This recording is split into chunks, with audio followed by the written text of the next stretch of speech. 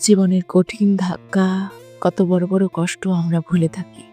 অথচ অথচ হুটহাট আমাদের মন খারাপ করে দেয় পুরনো ফোনের গ্যালারি, মেসেঞ্জারে সেট করা নিকনেম, হোয়াটসঅ্যাপের কিছু স্ক্রিনশট, উবারের রাইড শেয়ার।